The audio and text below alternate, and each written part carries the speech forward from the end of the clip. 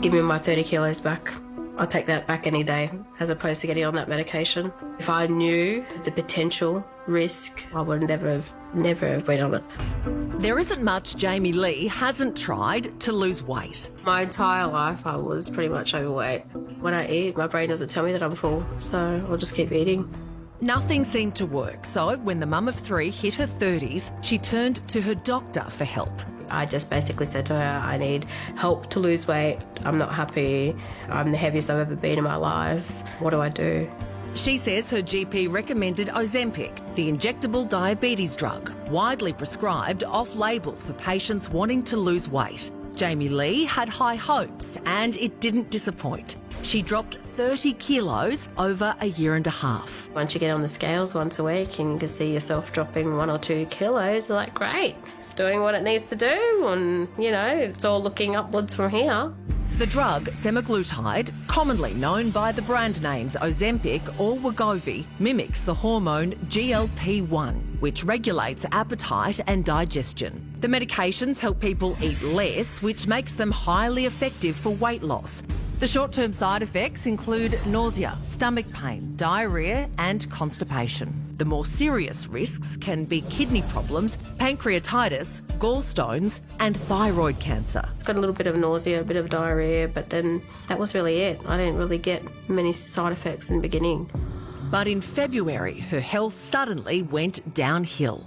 I had this excruciating pain in the right side of my stomach. Went straight to the emergency department. They ordered some scans and came back that I had a bowel twist and obstruction.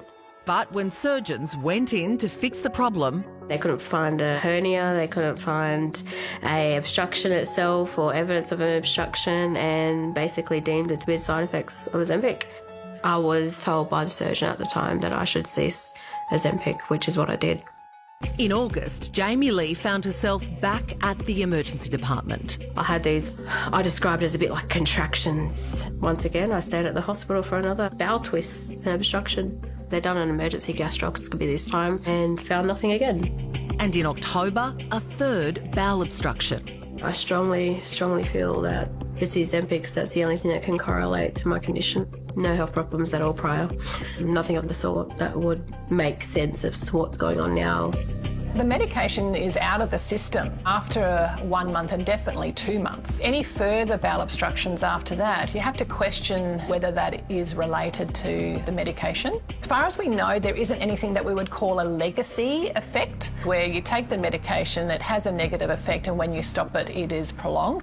The Therapeutic Goods Administration, which regulates prescription medications, has received 698 reports of adverse events relating to semaglutide medicines. 578 of those are gastrointestinal disorders, including 12 obstructions. But these reports don't necessarily mean the prescription caused the problem. It's a number of different factors that could contribute to an individual's risk, and it might not just be one thing, it might be multiple things. Or they might have underlying conditions that may increase their risk.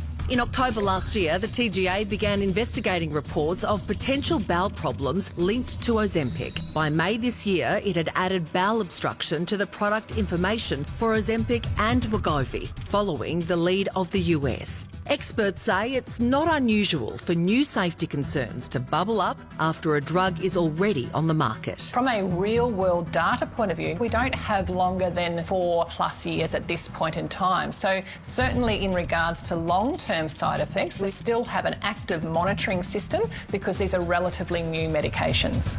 About 6% of American adults take Ozempic or a drug like it. Thousands who've developed health problems, including intestinal blockages and gastroparesis, are suing the drug manufacturers, claiming they weren't properly informed of the risks. The safety of the popular drug Ozempic is headed for a Philadelphia federal court. Claims the manufacturers failed to adequately warn about the risk of gastroparesis. My stomach was paralyzed. I could not tolerate anything. 1% of the population that takes this drug ends up with gastroparesis or one of these horrible side effects that literally just derails their life. When you have an extremely popular drug used by tens of thousands of people at the same time, you do see the full range of adverse events are rising very quickly. And so I think this is what's given rise to this litigation over in the US.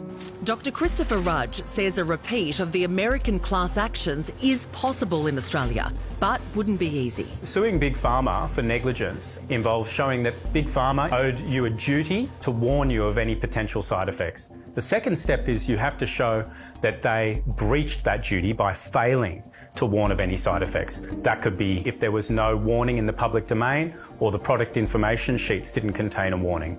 The third thing, and the most challenging thing for plaintiffs usually, is showing that the failure to warn caused you to have the personal injury, and that is difficult to prove. Jamie Lee says she's looking into her legal options. I want people that are thinking that they're alone, they're not, and to come forward and hold the manufacturers of Ozempic liable for failing to let us know that potentially this is the side effects that we may get. Any adverse events should be notified to the TGA, and if it's an ongoing issue, it could be a very good option to seek preliminary legal advice. The hardest part is not knowing when it's going to happen again, if it's going to happen again. My ultimate fear is, obviously not be here for the kids. If I turn back time, I would not have went down that journey. Two things that come out of that, I think. I mean, they say that it hasn't been used for long enough to know what the long-term effects are going to be. Mm-hmm. So we could see down the track really big problems.